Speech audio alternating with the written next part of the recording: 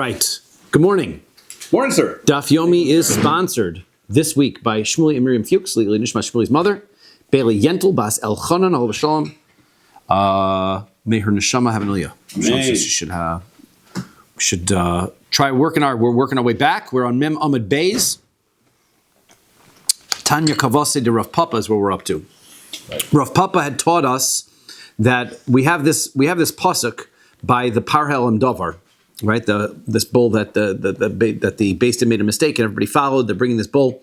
Pasuk says, "V'asa lapar kasher asa lapar chatas." You do to the bull that you did to the bull of the chatas. And we say that we're supposed to do the par, and we learned from there that we're supposed to do the par helam davar of the tzibur the way that we did by the par chatas, the sin offering of the Kohen Mashiach, the anointed Kohen's korban.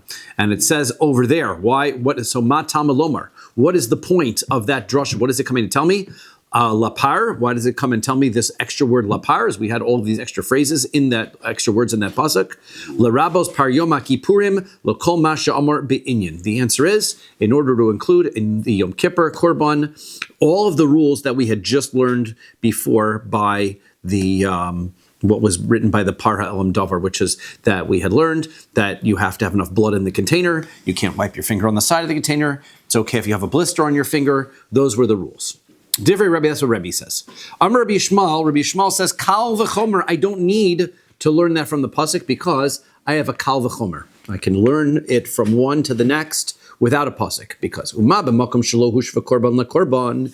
If when we have, and we're not going to understand this phrase for a moment. We'll hang on until we get to understand what he says. But he says a kal v'chomer. If you've got a situation where the animals of the korban are not the same, and we know that we have when we have the inside chatas offerings, we have some of them that are bulls, some of them are goats. So if when we're talking about two korbanos that are not the same, hishva ma'aseh l'ma'asim, the actions of the korban are going to be the same. They're going to do everything the same way. It's just that one is a bull, one is a seer, a goat.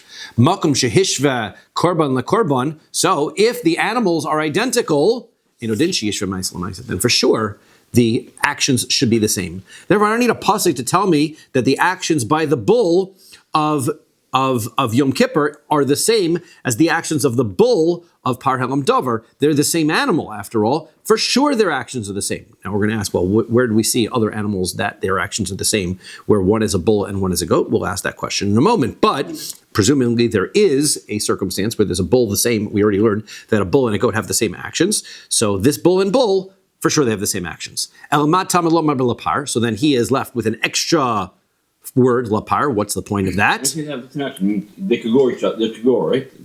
Sorry? When you say they have the same action, that means the same actions as far as how you bring them as a korban, right? That you have to sprinkle their blood in the same way, that you have to pour their blood out the same way, that you can use your finger with a blister on it, all of the rules.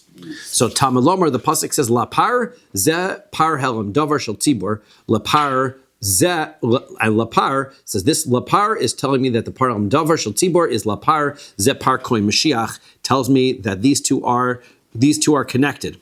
That to tell me that just as if one of the blood applications is left out, then all of them are no good. So too, that is the case by the Param Davar. Any blood applications left out are no good, and that is what we were trying to prove when we got started in the first place. That we're trying to prove that all of the applications of the inner chatas offerings are required, not like the outer chatas where only one is required or perhaps two. Okay, so now let's explore this phrase, this statement of Rabbi Yishmael. Amar Mar, Rabbi Yishmael said, "Uma b'makom shelo hushva korban lekorban." We said that when two animals are not the same, they're the way that the korbanos are brought are the same. My lo hushva korban lekorban. Which two sacrifices are we talking about? Par Yom Kippurim usir Yom Kippurim. Are you talking about the bull of Yom Kippur and the goat of Yom Kippur? Because those actions are the same. But you can ask the question. You can't learn from the korbanos of Yom Kippur to say that since those are the same, so too that should be the case when you have two bulls, because those two korbanos are distinct in that their blood offerings are different. They're brought into the Kodesh HaKadoshim. No other korbanos are. So you couldn't learn from them We must be talking about the bull of the mistaken based in and the goat of the congregation does avodah zarah. Then those two. And so those are the same. Well, Ika Mefrach, I can ask the question on those also. Ma lahanach shekain mechaper al averos mitzvah yedua. Those two are atoning for a specific known avera, whereas the korbanos chatos of Yom Kippur are for being being tameh unawares, and so that is not a known avera. Ella parhelam davar shel tzibur u'seir shel Yom Kippur. Rather, the two we're talking about is the bull of the mistake of the based in and the goat of Yom Kippur. V'hachi kamar. This is what we're saying. If you have these two korbanos, which are not the same, one is a bull, one is a goat, hushvu ma'asim l'ma'asim, right? L'may dekasiv bahu, right? So they have the same actions, right? As far as what is written similarly in those two sections, right? So he needs a volume 2. He's looking for. He's got a volume 1. He's looking for volume 2. So okay. So. Right?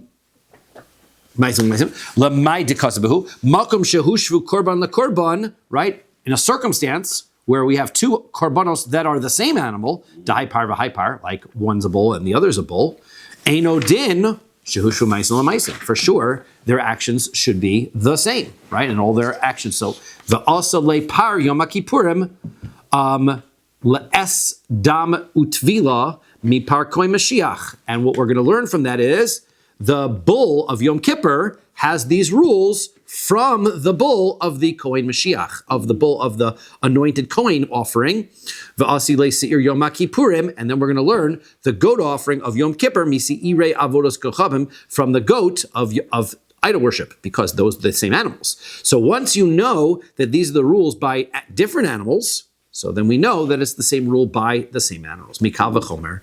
V'chi davar halamid b'hekesh chozer melamid b'kal v'chomer. We have a problem with this because we have learned that when you learn A to B, then it's questionable whether you can learn B to C. Normally, right, A equals B, B equals C. That's a good mathematic principle. I think there's a name for it. Father, I'm sure, will text it to me.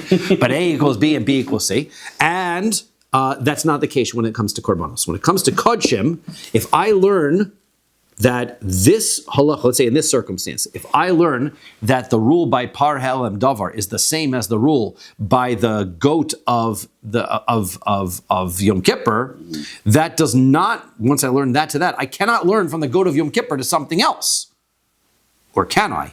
So Amar Rav Papa says, Kasavar Tana de Rabbi Yishmael davar halomid mikhekesh chozer melam bevekal v'chomer.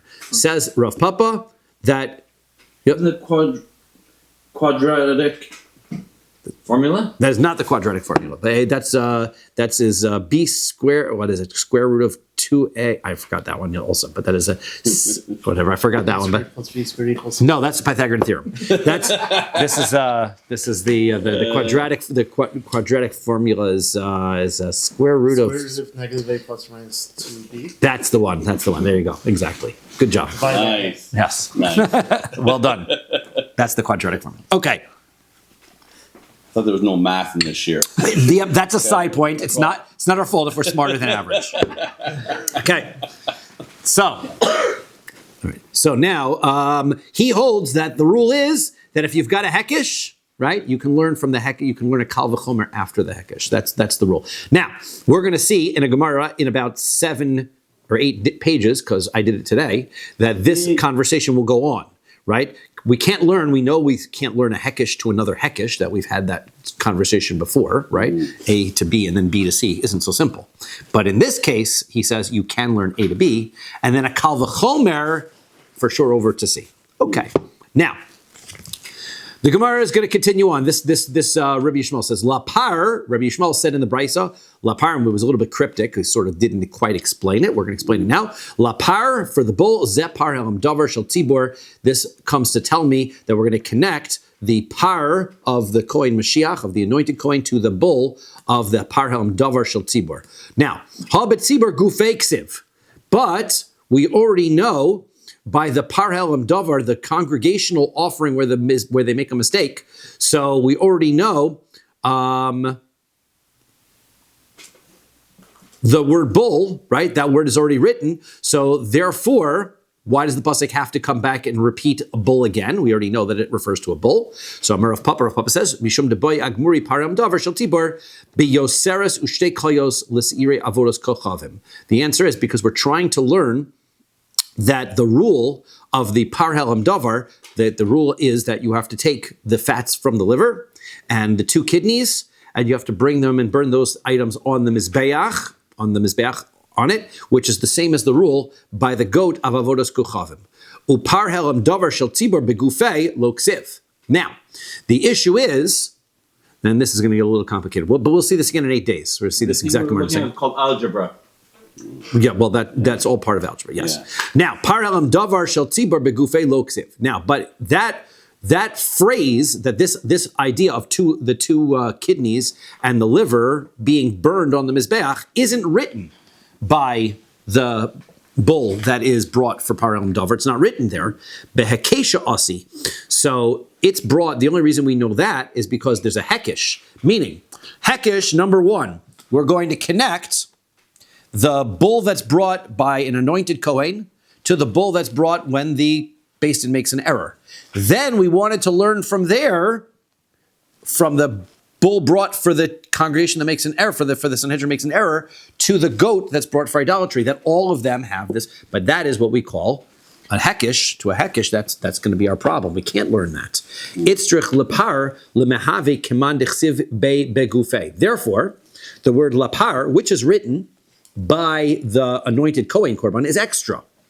And we're going to play our im eno inyan game again, right? There's no need for that word. Therefore, what's the purpose of writing that word? The answer is for something else.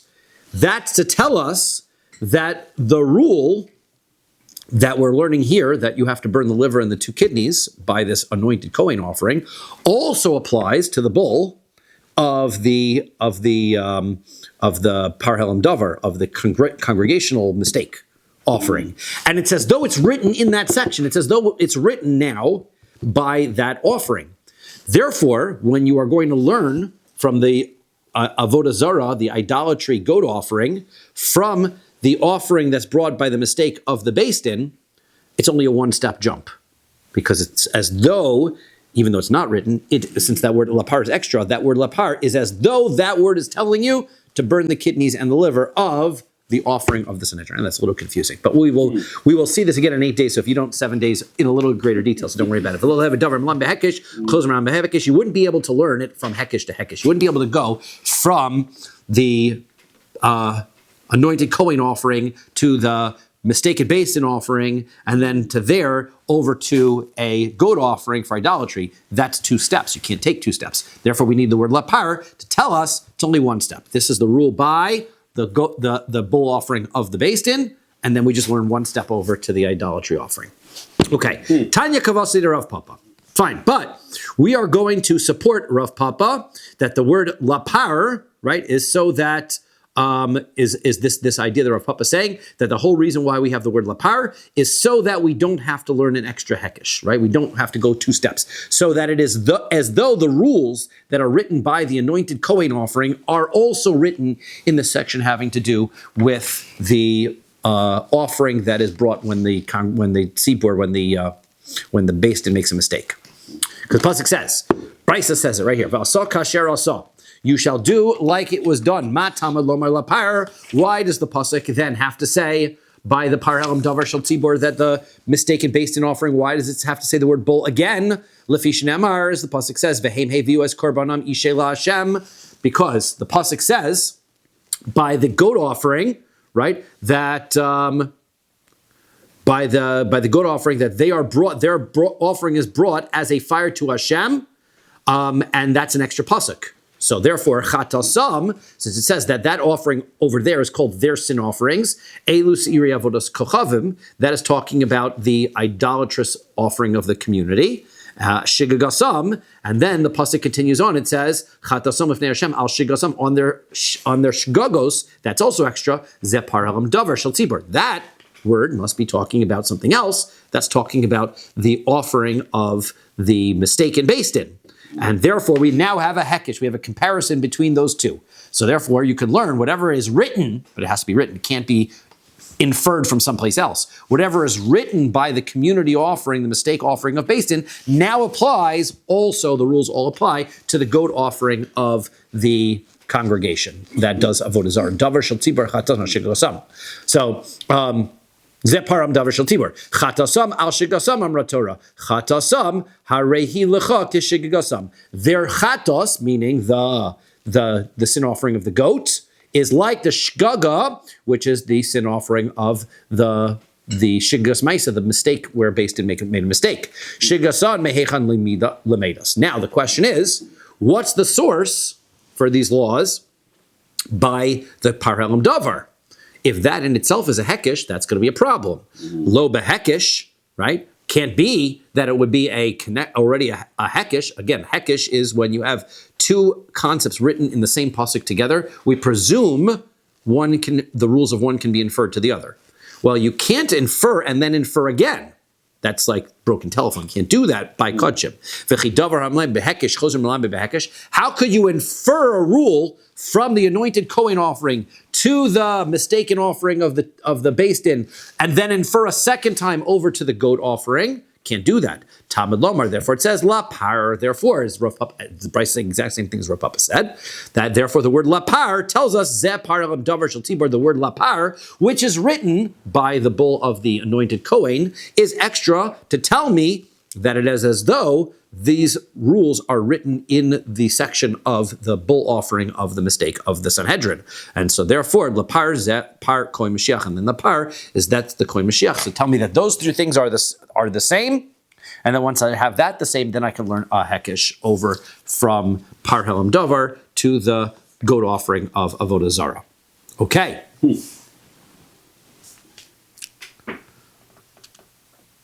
Fine. Next, Amar of Papa. Rav Papa says. What did I skip? Sorry. Amar Mar. Mar said, right? We said before. Chatasam elus iri avodos kochavim. Right? We said the word chatasam is talking about the goat offerings of idolatry. Right? So pasuk. So because the pasuk says chatasam al shigasam, that phrase chatasam al shigasam is what connects the goat offering of idolatry to the bull of the mistaken Beis Din. And now the rules are interchangeable. Right? Now, why do I need that? Right? Why do I need that pasuk? Typically, mikra kama. Why don't you take a look at the pasuk that's before that? The pasuk says, "V'asa lapar kasher asa lapar achatos." That is written by the parhelam davar shel tibur. Right? You shall do this bull just like you have done the bull from before. Right? Of the sin offering. So Da'amar Mar, as we said before in a brisa, hachatos, when it says the extra word chatos over there, l'rabos seiri avodos kochavim, that had a whole list of extra words over there. And we said before, the word hachatas comes to connect the parhelam davar to the goat of avodah zarah. Well, if we already have a connection between a goat of avodah zarah and parhelam davar, why do I need this extra pasuk in Bamidbar that says chatasam al shigasam, which also connects the parhelam davar to the goat, right? Technical question, right? You've got two places that connect them. You don't need to. Well, the answer is, Salka daita chamina. I would have thought, honey mili hazos tichsivan begufei, aval yoser shtei koyos to look sivan begufei emalo. I might have thought, that with just one connection, I would have thought those things that are written explicitly in the psukim for the parhelam davar, like the blood applications, that is learned over to the goat of the idolatry, but not the things that are not written quite explicitly, like the liver and the kidneys, right? So therefore, I need two of them to teach me that both of those laws transfer from the parhelam davar over to the seir of avodah zarah. Okay, we're on Mem Aleph Amud Beis. Second line. Amar le Rav Huna Breder of Nasan le Rav Papa. So Rav Huna, the son of Rav Nasan, says to Rav Papa. V'ha Tana par Yom HaKippurim. Now, we learned in this brisa, right, it says, the brisa that we had learned before, in order to support Rav Papa. So it says, lapar is to include the bull of Yom Kippur. To tell me, to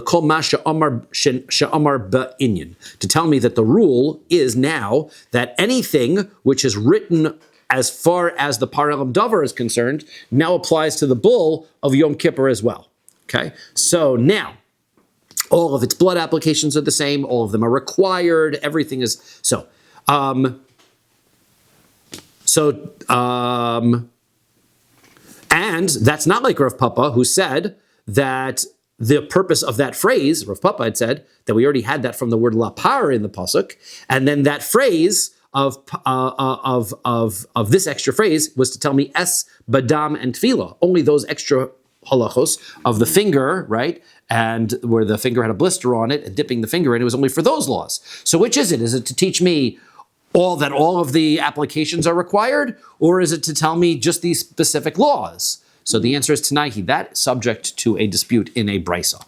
So Tana de Rabbi, de Rav, we have a brisa from the yeshiva of Rav, May Rabbi, which Hachi Tana de Rabbi Yishmael, velo Marbi, Tana de Rav Merabi, Hachi Tana de Rabbi Yishmael, lo Merabi Hachi. The answer is that the yeshiva of Rav, they included these laws, and they said those laws also apply, and the Tana of Rabbi Yishmael did not, right? So,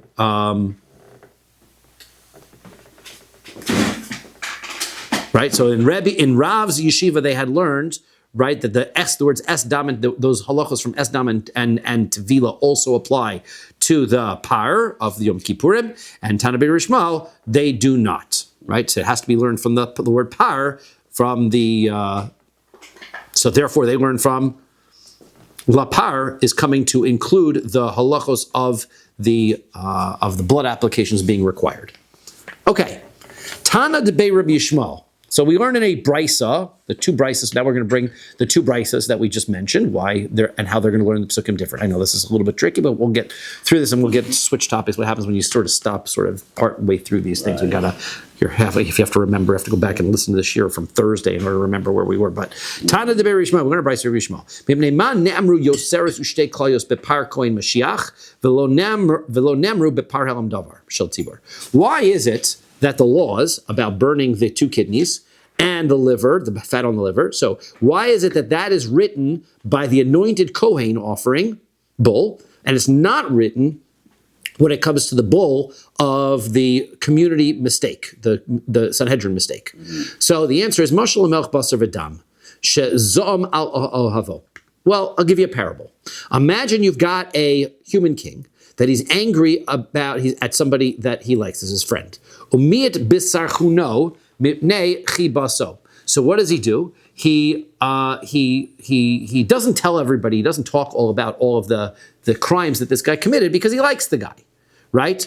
Therefore, Hashem doesn't repeat the whole rules by the Param Davar because Hashem is friends with the Sanhedrin. He doesn't go talking about how bad the Sanhedrin did or whatever. He doesn't bring it up again.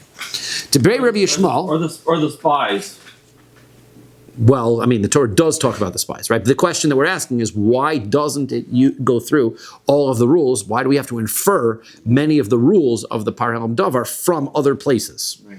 Okay, so Tana de Rabbi Yishmael in the yeshiva Rabbi Yishmael, mipnei man ne'emra parochas hakodesh bepar kohen Mashiach v'lo nemar bepar helam davar. Why is it that it says that you're supposed to sprinkle the blood 7 times facing the parochas, the holy parochas? That says by the Kohen Mashiach, but it doesn't tell us that by the Par Helam Davar. The answer is, Mashal, he says that is a parable. Lemelch Basar V'Dam Shesrucha Alav Medina. That is a parallel to imagine that you've got a king, that the country goes and rebels against him. Im miyata sarcha bepamal yeshalo miskayemes. He says, if most of the people, right, they went against him, so then, if a minority of people go against him, so then the people,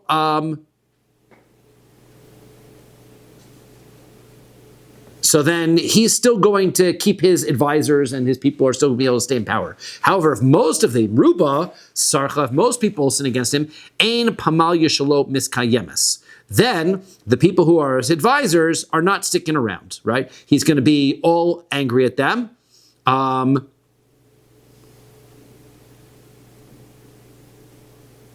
So therefore, in the pasuk's talking about the Par Helam Davar Shel Tzibur, which comes on a mistake by most of the congregation, so then Hashem is upset, and he says, there's no holiness here. So therefore, I'm not talking about this blood application that's in the Kodesh, which is a holy process, right? When one guy does it, the Kohen Mashiach, when he does it, so we'll talk about how we're still close together, everything. But with the majority of people are going against me, then I'm not so happy to start talking about how you're going to do this service. So he doesn't mention it there. So the point is, what's the difference between those two offerings? Which parts you don't mention, which parts you do mention? So that's the idea. Now, lefichach im nasan kulon kisiknon. Now we're back to the Mishnah. Okay, Mishnah says, right, that if you do all of the blood applications by the korbanos, and one of them is not, then this by the inner korbanos, then the korban is puzzle. Right, and you're not chayav kares if it's pigul, because all of the blood applications are required. So if you mess up one of the blood applications, the application is invalid, and as we said, if you have an invalid korban, you can't be chayav for pigul. Okay, so now that's what the Mishnah said. Tanan awesome. We learned in a Mishnah over there in Menachos, pigul bekometz velo belavono. Right, let's say you have thoughts to do pigul when you are burning the kmitza. The kmitza is the scoop of flour the scoop of crumbs from your meal offering that you're bringing in. Piggles outside the time, or thought outside the time, right? You're thinking that you're going to consume this outside the time or outside the place. Mm-hmm. So now, while he's burning the kmitza, right? But not, he has in mind those thoughts, but not while he's burning the lavona. The lavona was the spice, the frankincense that went. I don't know what frankincense is, but it sounds like, I think it's, as far as I was concerned, it was the monster or whatever, the guy who brings up the monster, frankincense. Isn't that Frankenstein? You're right. We're math whizzes. We're math whizzes, not literature whizzes. So now, Velo bilavona, but he doesn't have that by the frankincense. Bilavona, he has that intention by the lavona, velo bekometz, but not when he's burning the kmitza. Rabbi Meir Omer pigul. Rabbi Meir says you are chayav in pigul. Why? And we had our conversation before, because this is machshava of half of a zrika, half of a service, right? V'chayav and alav kares, and you're chayav kares for it. You have to do pigul on the entire thing. You can't just do pigul on part of it, right? We had discussed what was Rabbi Meir's shita. Was Rabbi Meir thinking that if he had the pigul first and then he doesn't have any intention afterwards, and therefore this is just an issue of whether he presumes that your first intention continues on, or whether he was holding that it was half an action and he still held that it could be pigul by half an action. That's for the Gemara that we had learned before. Amar Rabbi Shimon ben Lakish. Rabbi Shimon Lakish says, "Lo tema time of the Rabbi Meir dalgin bechatzi matir." Don't say that what Rabbi Meir is saying is that half of the application makes the wrong intention on half of an application is what invalidates the application, right?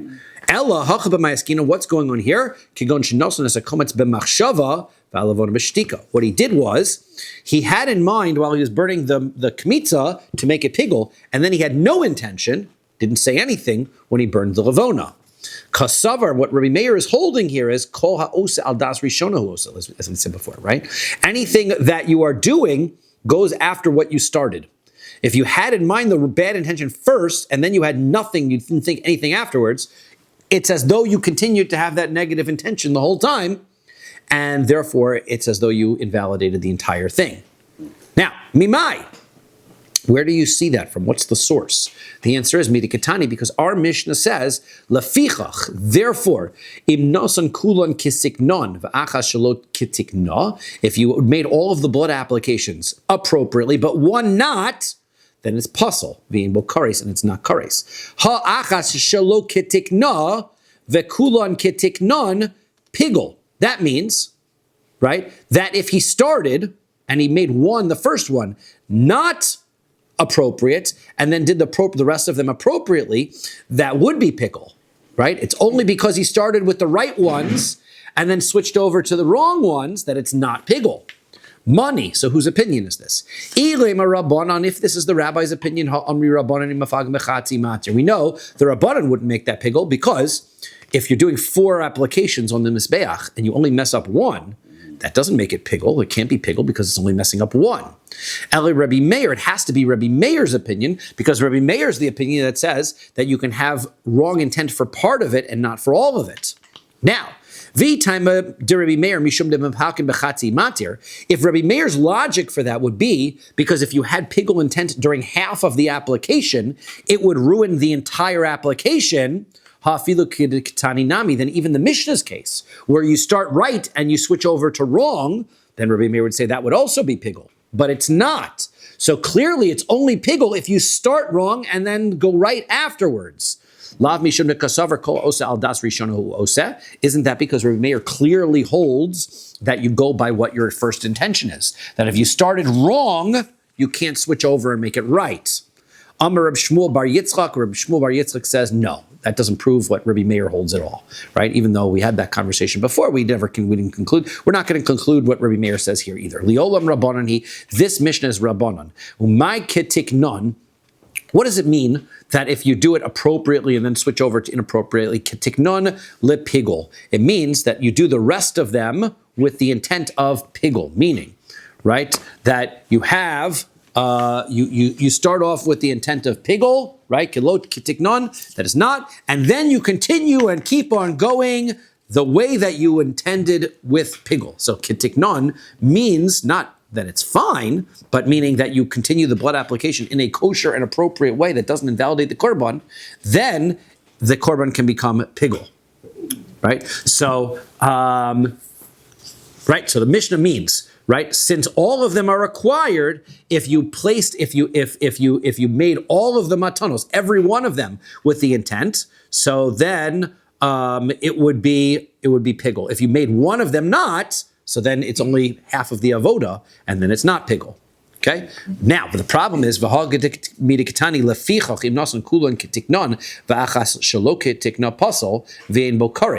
right? Well, read the Mishnah. The Mishnah says, therefore, if you did all of them the appropriate way and one not appropriate, then it would be pasul and there would be no kares. Miklau, which would imply ketikna lahachshirahu. That, what does it mean, ketikna? Ketikna means kosher, right? Because the pasuk says, right, you were doing the whole korban nicely and ketikna, and then you switched over and did one kilo shelo ketikna, it's pasul. So that means that you're talking about doing it right. So Amar Rava says, my shelo ketikna. So he says, what does it mean when the Mishnah says not right? It's chutz l'mekomo. Now shelo ketikna ketikna means pigul. And so you had in mind that you were doing it pigul, and then you switched over and did lo ketikna, means that you switched, because otherwise what would it mean that you switched over to shelo ketikna? If ketikna means pigul, then lo ketikna means what? So the answer is lo ketikna means you switched over and had a different mindset that would invalidate the offering, like outside the right place. So if I started off with pigul, and then I switched over to the right place, then it doesn't become pigul, because now I've invalidated it a different way. That's what the Mishnah means, to say that you started ketikna, shelo ketikna, that's how our Mishnah is to be interpreted. Rav Ashi has a different answer. Rav Ashi says, shelo lishmo, right? The change over to pasul the action is, is that he has in mind to change the type of korban this is. And remember that this is a korban chatos, right? And he has in mind that he's going to do the korban chatos shelo lishma, right? He does the sprinkling. He says this will be an asham, this will be an olah. Well, we learned at the beginning of the Gemara, the beginning of the Masechta, that if you have in mind shelo lishma by a korban chatos, that ruins it. So therefore, if you start pigul and then you say, you know what, this is a korban asham in the end, then that's going to invalidate your korban altogether, and then it's not pigul. Okay. The Gemara says, Miklal, that you would infer from this, lo avid lachutz lemekomo veshelo lishmo mechayev. That would imply, right, that if that you didn't, that if you started off doing pigul, and you didn't ruin this korban by having a mindset that ruins it another way, i.e. you keep quiet, you don't say anything, so that means that you would be chayev pigul. So that is implying that's not the Chachamim's opinion, right? That's Rabbi Meir's opinion. You start with Das Rishona and then continue on quietly, right? Then the korban is invalidated. Not the Chachamim. The Chachamim require pigul intent throughout. So the Gemara says no. You can't deduce that because ID the Tana Resha pigul v'chayav and alav kares Tana nami seifa pasal v'einbo kares. The answer is you can't deduce from the fact that it says it's pasal and it doesn't have kares that in a different circumstance it would be required to have kares. Why? Because the Mishnah itself is only using language that's parallel to an earlier phrase in the Mishnah. The phrase earlier in the Mishnah talks about what circumstances, if you have in mind, if you sprinkle once in a korban chatos bachutz on the outside, that's the only sprinkle that matters. Therefore, if you change your mind later on, it doesn't matter and it's still pigul. Once we talked about applications that you apply and it makes it pigul regardless of what your intent is afterwards, the second part says, having in mind pigul on the first one and then changing your intent afterwards it doesn't make it pigul, right? So, but it's not to deduce from that if you didn't have invalidating intent, it would be pigul, because that's not why it writes this phrase. This phrase is only written to balance the previous phrase. So you can't make that deduction from a Mishnah. Okay. Meisvei. Let's ask the following question from a Brisa. Bameh dvar mamurim, right? When is it that the thought about the first application makes something pigul? That's on the outer mizbeach, as we said. First application by the outer mizbeach is the only one that matters. All the rest of the ones are the mitzvah. Therefore, pigul intent by the first application makes it pigul, even if you don't have pigul intent or some other nullifying intent afterwards. Aval. However, the blood that is being placed on the inside mizbeach, kagon, arba'im v'shalosh shel Yom HaKippurim, like the 43 blood applications that are done on Yom Kippur offerings, v'achad asar shel para kohen Mashiach, and the 11 that are done for the bull that the anointed kohen does when he makes a mistake, v'achad asar shel para elam davar, and the 11 blood applications that are brought when the Sanhedrin makes a mistake. In those applications, pigul bein b'rishona ubein b'shnimiyah ubein b'shlishis, if you have pigul intent by the first application, the second application, or the third application, Rabbi Meir Omer pigul. Rabbi Meir says it's pigul v'chayav and alav kares, and you're going to get kares because sounds like he's saying b'fal gimbe half of the avoda. You get pigul as long as any part of the sprinklings. So we just said we weren't sure that Rabbi Meir holds that way. That's our question. The Chacham say ein bo kares ad she'yafalga b'kol hamatir. Don't get pigul until you do the whole thing. Ketani miha. Right? However, the point that we're trying to bring here is pigul bein b'rishona bein b'shniya bein b'shlishis upalig, right? That it says, right, that Rabbi Meir is holding, right, that the korban is invalidated whether you do if you do one of the applications incorrectly, right? Even if he doesn't have pigul intent in the first one, which makes it very clear that Rabbi Meir is holding that chatzi, a half of a matir, right? Intent of per part of it is wrong intent, makes the whole thing pigul. But we said no. Amar Rabbi Yitzchak bar Abin. Rabbi Yitzchak bar Abin says, because you're misunderstanding what this means, the first application, the second, and the third is. Hacha b'may askinon.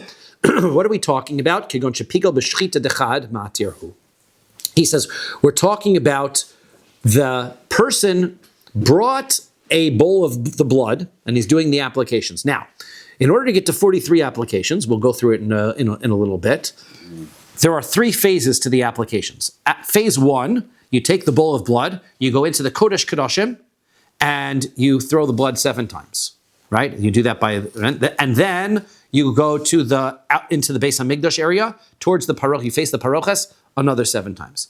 Then you go to the Mizbeach, HaZahav, and you do an application on the 4 corners, and also sprinkle it 7 more times. Okay? Those are 3 different sets of sprinkling.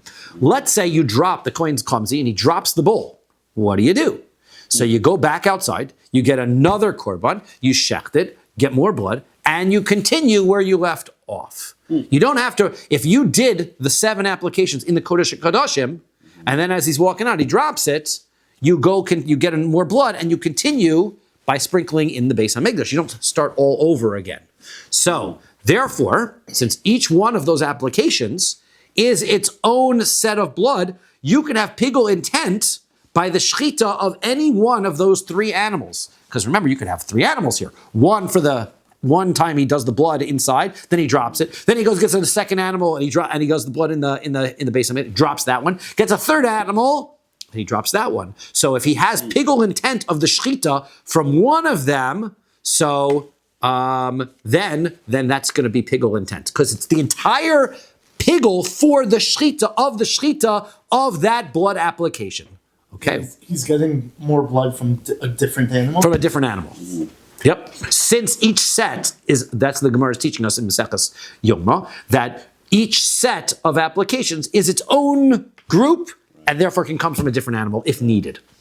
Now, if that's true, if that's how you're interpreting this, my time of the Rabbanan, then how do you understand why the Rabbanan would have a problem with that? Of course, you're doing pigul during the whole shechita. Even the Rabbanan would say that's a problem. So Amar Rava says, Man Chachamim, I'll tell you why. Who are these Chachamim? Rabbi Eliezer, this is Rabbi Eliezer. That's not the regular, all the Chachamim. The Chachamim would agree, but this is Rabbi Eliezer. It's not. We learned in a Mishnah about what Rabbi Eliezer says. HaKometz v'halavona v'haketoras.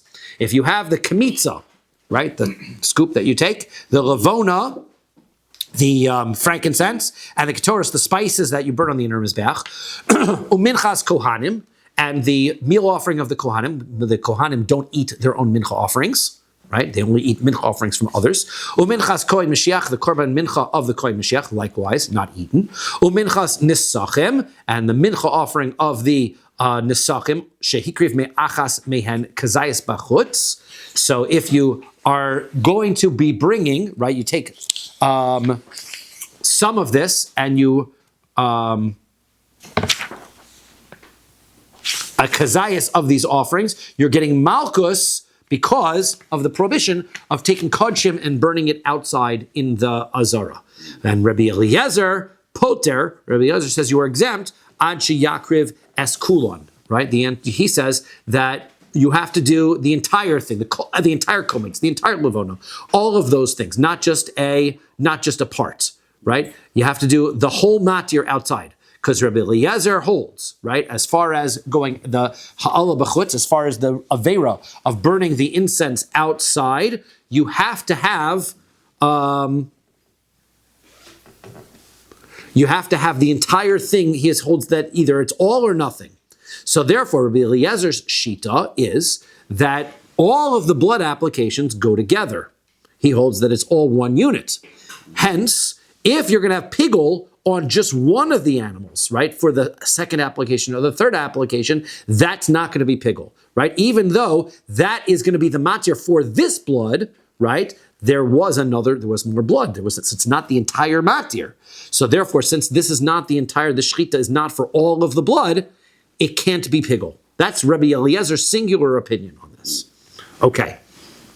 So now, the Amar Rava, but didn't Rava say, Umod Rabbi Eliezer b'damim, that Rabbi Eliezer agrees, though, when it comes to blood, that even though he holds when it comes to all of that list of items, part of the matir doesn't invalidate the entire thing. When it comes to blood, part of it does invalidate, which means this is blood, this is shechita, this is blood application, so we would agree. Ditznan, because there's a Mishnah that says that. Rabbi Eliezer, Rabbi Shimon Omrim, Rabbi Eliezer and Rabbi Shimon, they say, Mi makom shepasak misham hu maskil. He says that that when it comes to these blood applications, right? If you drop the blood in the middle, let's say we had the case before that you had sprinkled 7 times in the Kodesh HaKadoshim, and then you go and you drop it. What if you sprinkled 7 times in the Kodesh HaKadoshim, you walked out, you started sprinkling, you did 1, 2, and then you drop it? Now what happens? According to the Chachamim, start over. You've got to do that. That 7 is a chunk. You got to do that 7. Rabbi Eliezer and Rabbi Shimon say, no. Wherever you left off, you continue. So you walk in and you go 3, 4, continue right from where you left off. Now, what does that mean that Rabbi Eliezer is holding? He's holding each blood application is significant, not just the group of 7, but each one is significant. Well, if that's the case, you see clearly that Rabbi Shimon holds part blood applications are also significant. Therefore, having in mind pigul intent during one of the shechitas should also be a pigul, because he considers every application that you do to be significant. So Ella Amar Rava, so Rava says, okay, so you can't interpret the Brisa the way we said, that there's the first animal, the second animal, because then there would be no reason why the Chachamim wouldn't agree, right? All the animals. So rather, what happens is like this. Shepigel berishona, v'shosak b'shnia, v'chazer pigel b'shlishis. What happens is he's doing three different animals. He had pigel intent. He's doing it. We're back to one animal again, right? He's making the blood applications. When he did the first application, so he had the first application, or I guess the three sets. When he did the first set, he had pigel intent. Then he does the second set, and he doesn't say anything. Then he has the third set, and he has pigel intent again. Mahu de tema. What would you have thought here?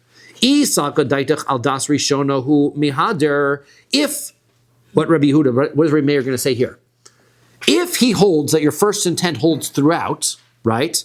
So then pigule b'shlishis lomali. Why did he have to have intent on the third applications, the third set of applications, to make a pigul again? Unnecessary. He just had to stay quiet.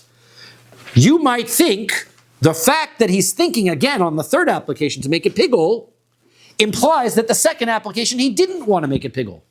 So he started with pigul, stopped, and then started again. And Rabbi Meir would say that's a chatzi matir, not fully pigul, and therefore it's not pigul. Kamash malon. So therefore, this is coming to tell me, no, Rabbi Meir would say, just because the last one you went back and reinforced your pigul doesn't mean that the second one was not pigul. Okay? And that's the point. Okay. Okay. Maske for Rav Ashi. Rav Ashi asks the questions. Midi shosa katani? It doesn't say that in the Brisa. It doesn't say he had intent by pigul by the first one, was quiet by the second one, and pigul by the third one. It says if he had pigul intention by the first or second or third. So what you're implying in the Mishnah is like nice explanation, but it doesn't fit the words of the Brisa well. Ela Amar Rav Ashi. Rav Ashi says, "Hacha b'mayaskina." What's going on here? Kikon shepigul barishona uba shnia uba shlishis. What he does is he has pigul intention by the first one and by the second one and by the third one. Okay, well, so what's going on? What would you have thought? If you are like Rabbi Meir, who holds that once you make the first application, then subsequent applications don't need intent. So mihader pigule bechol chada v'chada lamali. Why is he going back and setting each one as pigul again? Kamash. So therefore, it would prove, right, that the Kohen is not doing the second part with the intention of the first part.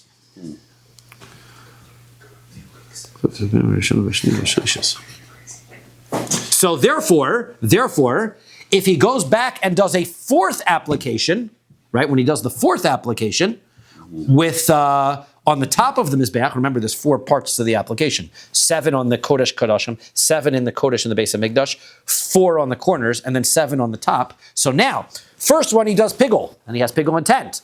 Then he has pigul intent on the second application. Then he has pigul intent on the third application, but he doesn't say anything by the fourth.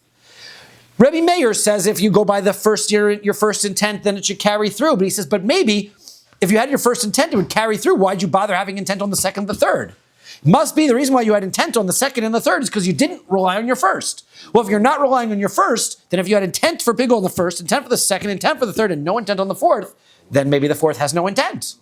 Why'd you have to keep going back if you were relying on your first? So therefore, Rabbi Meir says, no, kamash malan. If you had pigul intent on the first, the second, and the third, it's pigul even though you didn't have specific intent on the fourth.